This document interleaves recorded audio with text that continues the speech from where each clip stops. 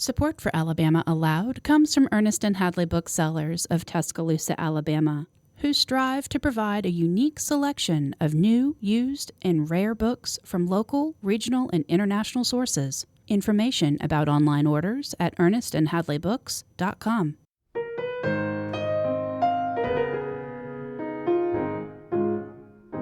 From Troy Public Radio, this is Alabama Aloud. I'm Don Noble. Alabama Aloud is the only podcast where you can hear Alabama stories read in their entirety. Today, I'll be reading This Is Not the Picture Show by Nanci Kincaid.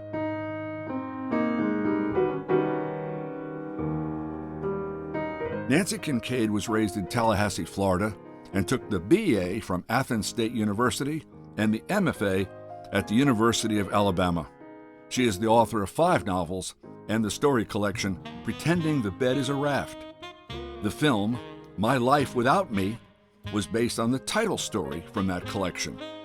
This Is Not the Picture Show, a tale of 2 teenage girls downtown on a Saturday, was published in the collection Pretending the Bed is a Raft, and is read here by permission of the author.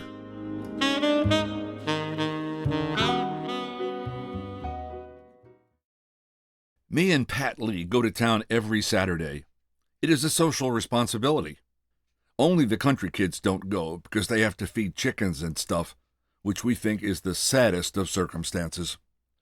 When we get to town, we buy 5-cent bags of boiled peanuts, first thing, from crazy old men who sit on the sidewalk, some with their legs cut off and their pants all folded and pinned in strange arrangements, some blind, who take all day making change, feeling each coin, counting out loud, and some who are okay on the outside, but crazy in the head the way they sing songs without words, or make up a bunch of kissing noises when they see me and Pat Lee walking up.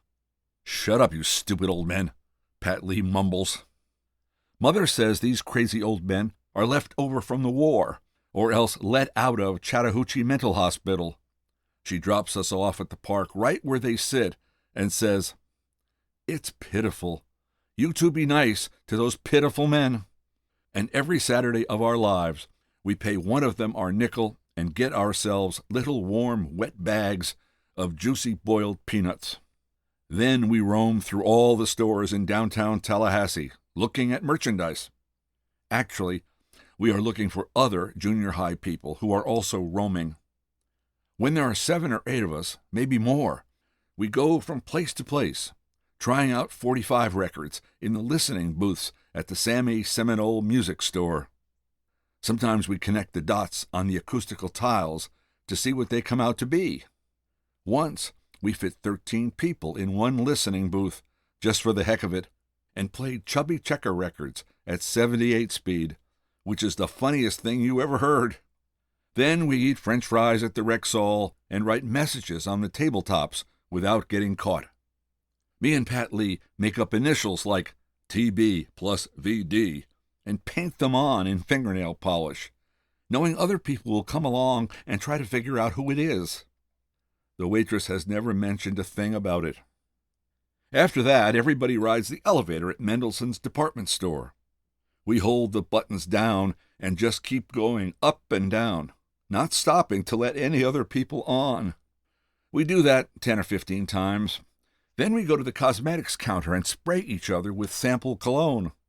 Until, finally, it is time for the picture show, and we all walk down the street to the State Theater. Now, the State Theater does a good business. They could show black and white slides of how to care for houseplants, and we would line up to see it. It is 55 cents to get in, and for another nickel, you can get an all-day sugar daddy on a stick, which we always do. If you are ever going to have any experiences with boys, this is the place to get started with it, which makes me nervous, although I manage to be as suave as the next girl about it. I have to be, because of Pat Lee and all. It comes natural to her, driving boys crazy. She does it by acting rotten to them. She does it by being mad at them all the time, or bored to death, or aggravated with them for some reason they can never figure out. I've seen boys get in a fist fight outside the State Theater over who was going to sit by Pat Lee, only to have her get mad and refuse to sit by either one of them. I've seen her sit by Bobby Castle all the way through an Elvis Presley movie with her arms crossed, pouting, not saying a word to him. But he still bought her buttered popcorn, an orange crush, and a box of Milk Duds. And when the movie was over, he asked her if he could sit by her again the next Saturday, tried to make her promise, and she walked right out of the theater without even looking at him. That night he called and asked her to go steady. It's like that all the time. Pat Lee says the reason boys don't like me as much is because I'm too nice to them. She says I make her sick going around smiling and being thoughtful. She says no boy will ever take me seriously until I stop it. I try to tell her that I don't mean to smile this much. It's just that my face seems to automatically go into a smile, even when it's in a resting state. Pat Lee says it's disgusting and is trying to get me to start saying poop and boobs and screw and a bunch of other words that will wipe this smile off my face. She gives up on me all the time. She says, deep down, boys cannot stand a nice girl. You're prettier than me, she says, but I'm a whole lot more popular than you. So I guess it balances out. I can only hope she's right. Pat Lee's popularity got started in the 6th grade when she was the fastest runner in the school, and nobody could beat her, and almost every boy in the class tried. She did not throw like a girl either, which made boys go crazy over her. They would line up at PE just to watch Pat Lee pitch a baseball, and she could hit home runs and shoot baskets from mid-court and do a backward flip off the high dive in her red bathing suit. Everything boys respect. Then all that admiration just mushroomed into this other thing, and Pat Lee is the most popular girl at Augusta Ray Junior High School.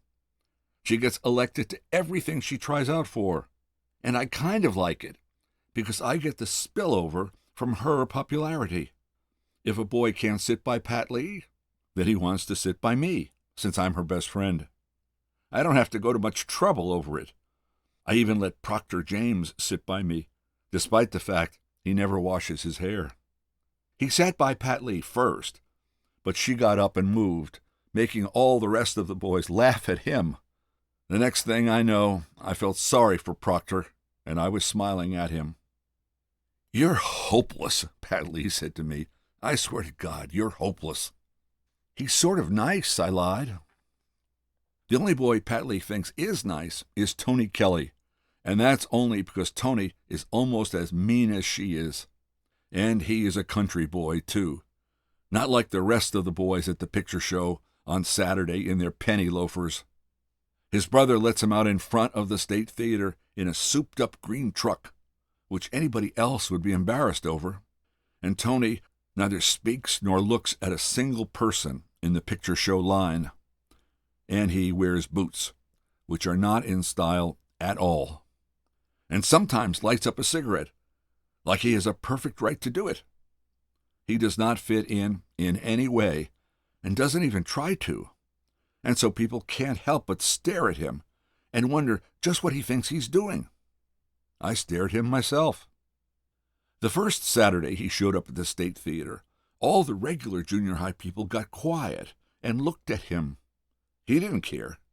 And before you know it, Pat Lee walked over to Tony, the whole civilized junior high population gawking, and said, "Hey, Tony, you here by yourself?" "You see anybody with me?" he answered. "Do you want to sit with me and Connie Jean?"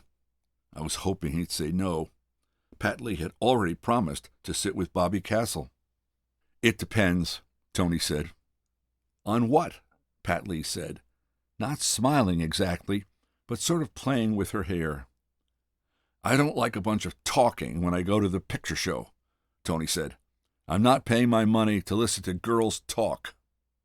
Pat Lee didn't get mad, and she sat beside him that Saturday and every Saturday since.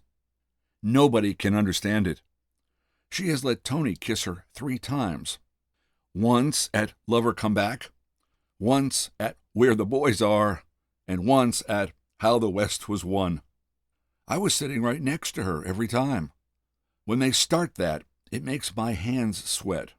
And worse than that, it gives the town boys the same idea. They think Pat Lee is practically a goddess now that they know she will kiss in front of everybody. And Tony, even though his hair is too long, he doesn't peg his blue jeans and just wears white t-shirts all the time. Nobody makes fun of him. If he walks into the State Theater late and Pat Lee is sitting with Bobby Castle because she thinks Tony is not coming, all Tony does is walk down the aisle with his hands in his pockets, not even looking for Pat Lee, just maybe chewing a toothpick, and he goes and sits by himself and waits. And when Pat Lee sees him, she hurries over there, saying, "I'm sorry, I didn't know you were coming." And Tony says, "Shh, I'm trying to watch the show." At school, Tony will not speak to Pat Lee. He's in the dumb classes, for one thing, the vocational boys, wood shop and all, and so he just minds his business at school. If you ask me, he's failed a grade or two. It wouldn't surprise me if he'd been to reform school. Pat Lee laughs and says I'm crazy when I tell her that. "You're jealous," she says. "I don't have anything against boys from reform school," I say. "You don't have anything against anybody," she says. "That's what's wrong with you." Pat Lee tried to save Tony a seat at lunch once, but he said no, and took his tray and sat at a table all by himself. She got so mad, she stormed over there saying, "I don't see what gives you the right to go around acting like you're better than everybody." "Go sit with your friends," he said. I thought for a minute Pat Lee was going to cry, but she said, "Are you coming to the show Saturday?" "Maybe," he said. Me and Pat Lee usually get to the State Theater early, but we are probably the only two people in junior high who don't always get to see the show. Our mothers worry about appropriateness. On this occasion, when Gypsy was the Saturday show, our mothers said, "I can't think of a reason in the world why two young girls need to see a movie about a stripper." So we had to just stand outside the State Theater and watch everybody else go in. We could just see all the junior high people sitting in the first rows, and it made us miserable to think that we wouldn't be sitting there too. It made Pat Lee even more miserable than me, for fear Tony would come and she would miss seeing him. Or worse, that some other girl might try to sit next to him, and he might let her do it. We stood on the sidewalk sucking soft-boiled peanut hulls, then spitting them on the ground. We stood there until every single person had filed inside, and there was no one left but the two of us. "I guess he's not coming," Pat Lee said. Who do you think?" Pat Lee said, shoving me down the street. "Let's go to Woolworth." Woolworth is 2 doors down from the State Theater, and they have this banana split special.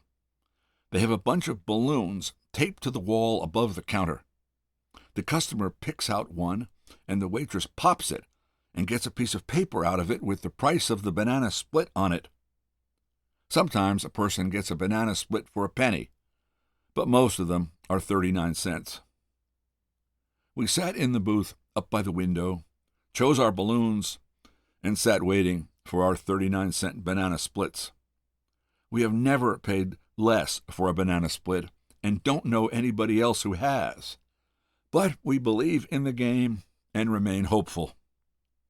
Pat Lee is one of the few people I can talk to in a serious way. We've been best friends since 3rd grade, and over the years, we developed a radar. For example, I knew, without Pat Lee saying so, that she was watching every vehicle that went down Monroe Street, hoping to see that souped-up green truck. "You still looking for Tony?" I said. "Nope."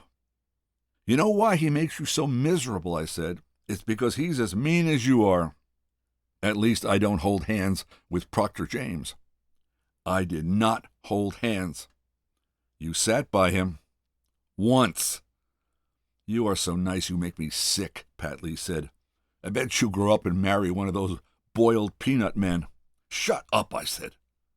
This is the real world out here, she said. This is not the picture show. The waitress brought our banana splits just then, 2 beauties with beehives of whipped cream on top and red cherries sliding, leaving pink trails. She set them down carefully, trickles of chocolate dripping down the sides of the glass boats. As soon as the waitress left, Pat Lee said, "Yours is bigger than mine." "Good," I said. "But your banana has a rotten spot on it," she said, scooping a mound of vanilla ice cream into her mouth. "So it balances out." Pat Lee is my best friend, but she can make me hate myself sometimes. It's because she's honest, I think, which Mother says has never been in style and never will be. Mother says that honest is another word for rude. Like if somebody is fat, Pat Lee'd say, "Lord, that girl wears her groceries, don't she?" When Beth was too flat-chested to undress in P.E., Pat Lee said, "Listen, Beth, get you a bra and stick some toilet paper in it. That's what Caroline does." Caroline was mad at Pat Lee for a long time, but Pat Lee didn't care. You'd think her mother had never mentioned the first word about good manners. I don't hold this against Pat Lee, though, because she is Catholic, and I feel like that has something to do with it. My mother says that Catholics just do what the Pope says, and they don't have to think for themselves. So I always keep that in mind. We paid the waitress and began wandering up and down the dime store aisles. You know the store by heart, same as we know every store in Tallahassee. Neither one of us really felt like hanging around uptown by ourselves, knowing the rest of the world was in the dark theater watching some grown woman undress to music. "Today's been a bomb," Pat Lee said. I was surprised at Pat Lee sounding ready to go home. She usually loves to stay in town more than anybody. "Let's walk over to Penny's," she said. "I'll call Mother to come get us." J.C. Penney's is between Woolworth's and the State Theater. It is the official place where people call their mothers. I gave Pat Lee a dime to call with, since it was her mother coming to get us. Things are always confused at her house. They have 8 kids. It usually takes a lot of time just to get the right person to the phone, and then her mother has to remember where everybody is, or should be. It is mass confusion, which is why Pat Lee doesn't like to be home much and doesn't like people to come over to her house and see what a mess it always is. One of her brothers has drawn a Sears truck on the living room wall with an orange crayon. Now they have to paint the whole room. There's a lot of crying going on over there and screen doors slamming. That's why Pat Lee prefers to come to my house. It's quiet. My mother spends her life cleaning everything up. After saying okay about 10 times, Pat Lee hangs up. Mother said she has to take Missy to tumbling class at the armory, and then she'll come get us. She said to meet her in front of Penny's because her hair is rolled up, and no way is she going to trek through the Penny's store looking for us with her hair rolled up. "Okay," I said, "let's go upstairs and look at the clothes a few minutes." They had a whole rack of new bathing suits set up. We both headed straight for it. "Are you getting a 2-piece this year?" I asked Pat Lee. "Probably. If you don't, boys think there's something the matter with your body." She held up a little butterfly bikini. "Shoot, I bet seeing me in this could straighten Tony Kelly out. Bet this could turn the boy nice." Pat Lee was greatly exaggerating her powers, believe me. And besides, her mother would never in a million years let her buy a bathing suit like that. There were a couple of sales ladies at the counter, deep in whispered conversation, and some girl older than us carrying a dress into the fitting room. And then I saw her, an old lady who came walking from between some racks of raincoats. Pat Lee was analyzing bathing suits a mile a minute by this time. "Hey," she said, "get a load of this." But I was watching the old lady. She moved slow, like she was dragging something, watching her feet every step she took. On her head was a black straw hat, the kind old ladies wear, and she carried a big tourist pocketbook with gaudy flowers all over it and the word Florida stitched in red straw across it. She stood at a counter of Madras shorts and, as slow as Christmas, picked up one thing, put it down, picked up another thing, put it down. She had on a pair of old hush puppies. Somebody probably gave them to her, and dark stockings with a run in both legs, showing streaks of skin. And her dress.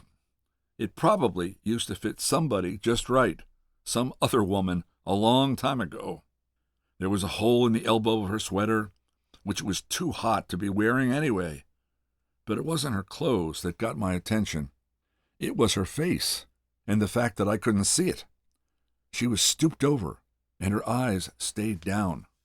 Just that black hat on her head, shining out like a blank face, with the eyes, nose, and mouth erased off of it. I guess she'd picked up and put down every item on that table. Her back was to me now, and with unnatural stillness, she moved her arms at such a slant, like she was reaching for something, and that pocketbook of hers came open. Then, quick, so quick I wasn't sure I saw it, she stuffed a handful of shorts into her pocketbook, and it was closed again. I got hot all over. There I was watching her, and the old lady stole something. My heart was beating away, like it was me doing it, stealing. I couldn't move my eyes away from her. "What's with you?" Pat Lee was hollering. "Hey, what are you staring at?" "Shh," I said. Pat Lee turned to see what I was looking at. When she did, the old lady was sticking some more clothes in her pocketbook, and Pat Lee saw her too. By this time, I knew it was the real thing. But Pat Lee felt that same shock like I had. "Good gosh," she whispered. "Look at that. She's stealing. Would you look?" I couldn't quit looking. The old lady should have felt us staring at her. Our eyes should have seemed like little bullets going into her back. "We've got to tell somebody," Pat Lee said. "Come on, let's tell somebody. She can't come in here and clean the place out. Shoot, a granny like that." "Wait a minute," I said, grabbing Pat Lee's arms so she couldn't go. "She's old. Have you gone crazy? Look at that pitiful dress," I said. "It's so pitiful." It crossed my mind that this old woman might be a sister to some of those old men that sat in the park selling peanuts. She might be crazy like some of them and have spent her whole life at the Chattahoochee Mental Hospital and just got released into Tallahassee without having any idea how to act in the regular world. "What's right is right," Pat Lee said. "You know that." But I didn't. There's nothing in this world that I am sure of. "What do you think they'll do to her if we tell?" I said. The old lady didn't look anything like my two grandmothers. Both of them are fat. I knew for a fact it had never crossed either their minds to steal anything. "It's our duty to turn in people when they start robbing the place blind," Pat Lee said, her eyes contracting into slits. "You wait here if you're chicken. Just keep your eye on her. Don't let her get away." I tried to act regular, watching the old lady shuffling around the counters. Maybe it was a terrible thing, shoplifting. It probably was, since they sent people to jail over it. What if everybody did it? What if everybody did like me and watched old ladies steal shorts from the junior teen department? J.C. Penney's would have to close down in no time. I stared at the old woman like she was stark naked, scooting around in nothing but those hush puppies. It was not my fault she was poor, was it? It was not my fault she had that wrinkled face and wore that pitiful dress and had got caught stealing like any other thief in the world. Why did it seem like my fault? I thought about running up and telling her to empty that tacky pocketbook before the police came. I thought about screaming for her to run like heck. I could have warned her. But then I bet Pat Lee would say it was her duty to turn me in as an accomplice. I would have to go to court, which would break my daddy's heart and make him divorce Mother for the crazy ideas she put in my head. I would be sent off to reform school, where I would turn into one of those vocational girls who takes cosmetology classes, dyes her hair, and wears bras as pointy as two sharp arrows. They would probably kill me at reform school because I am so nice. They would tie me up in ropes and leave me on a cold cement floor, or else beat me with slats of lumber until I went unconscious. And they would scream, "You are too nice! This is what you get for being so nice!" The old woman floated like a small gray ghost around the store. I'm afraid of any person who will not let you see her face. It seemed forever before Pat Lee came back. Some man wearing a name tag came with her, and it was done. "Let's get out of here," Pat Lee said. "We've done our part. Besides, Mother's probably waiting out front." The man with the name tag walked over to the old lady, taking hold of her arm. "You'll have to come with me," he said. A great puff of air seemed to go out of the woman, shriveling her the last bit. But she was obedient and allowed herself to be led away, shuffling along beside the stern, close-faced J.C. Penney's man, clutching her Florida bag with its cheerful straw flowers. "I need to call my grandson," she said. "Yes, ma'am," the man said with strange politeness. Maybe, like me, he believed this was all somehow his fault. "Hurry," Pat Lee said. "Mother will kill us if she has to get out of her car with her hair rolled up." The man slowly escorted the little bent-over robber downstairs to call the police. They passed in front of Pat Lee and me, the old lady watching her step, staring at those hand-me-down hush-puppies. We passed a full-length mirror in the men's department before we reached the front door. Pat Lee stopped a minute and looked at herself, pushing her hair up with her fingers, puffing it. "Do you think I ought to start ratting my hair more?" she said. "I bet it would make me look older. I bet Tony would like it." "You're too nice to Tony," I said. "Every other boy you treat hateful, and they all like you because of it. But Tony you're nice to, and he hardly pays you any attention at all. You make a fool of yourself acting so nice." "You don't understand," Pat Lee said, fluffing her hair again, twirling around, holding her arms out at her sides. "It's love," she said, grinning. "It balances things out." Pat Lee's mother was late. We stood on the sidewalk for 20 minutes, waiting, before Pat Lee finally went back into Penny's and called her mother again. "She forgot us," Pat Lee said, coming back out of the store. "But Missy says she's on her way now." Just as Pat Lee finished speaking, like the timing in a movie, the green pickup truck Pat Lee had hoped to see all day came lurching to a halt in front of J.C. Penney's. Tony sprang out of the front seat, leaving the door hanging open, and hurried toward us. His brother sat in the driver's seat and kept the motor running. He was smoking a cigarette and had a tattoo on his arm. He looked like one of those men my mother sees and says, "The Army would be the best thing in the world for him." He did not look like Tony, who has not got so sour yet, and who walked past us full of intent, his boots clicking across the sidewalk. "Hey, Tony," Pat Lee said, but he seemed unable to hear her or see her, either one. He seemed only able to see what was directly in front of him, and he walked straight ahead toward it, whatever it was, right past us and through J.C. Penney's swinging doors. "He didn't even speak," Pat Lee said. "He didn't see you," I told her. Just then Pat Lee's mother pulled up in her station wagon and began blowing the horn, as if we were likely to miss seeing her otherwise. She had brush rollers with pink spikes stabbed through them all over her head, and a scarf tied uselessly over them. She was happy because she and Pat Lee's daddy had been invited to dinner at Tallahassee Country Club that very night. They were not members, but socialized with lots of people who were. Her fingernails were painted red, and she had the radio going, playing Glenn Miller's Little Brown Jug. 3 of Pat Lee's younger sisters were huddled in the very back of the station wagon, with a scattered set of paper dolls to keep them busy. One of her brothers sat in the front seat with his arm hanging out the window. "Hurry up," he said. Me and Pat Lee got in the back seat after scooting over some bags of groceries that were piled in our way. "You won't believe what we saw," Pat Lee said to her mother. "There was this really old woman in Penny's teen department." As Pat Lee was speaking, the old woman appeared, walking out of Penny's, shuffling slowly, looking down.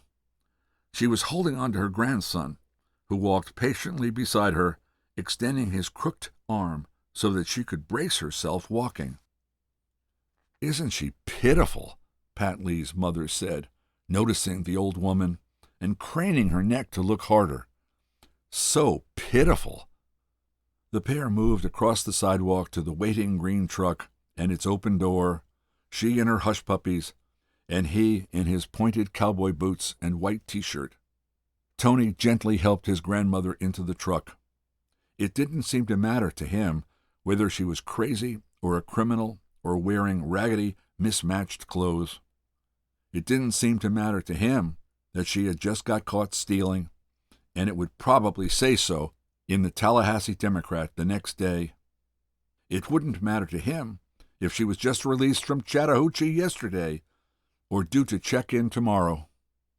He spoke softly to her, and when she was seated in the truck cab, he slid in beside her and slammed the door closed. The green truck jerked out into traffic right in front of us, and when it did, Tony caught sight of Pat Lee, her face watching him from the back seat of the station wagon. His elbow was jutted out the window, and keeping his arm still, he lifted his hand in recognition as he passed, raising a couple of stiff fingers and nodding slightly. Pat Lee fell back against the seat, silently. And I understood it. Why Tony makes her smile like that. Why she loves him more than any other boy in Tallahassee. For a minute there, I loved him myself.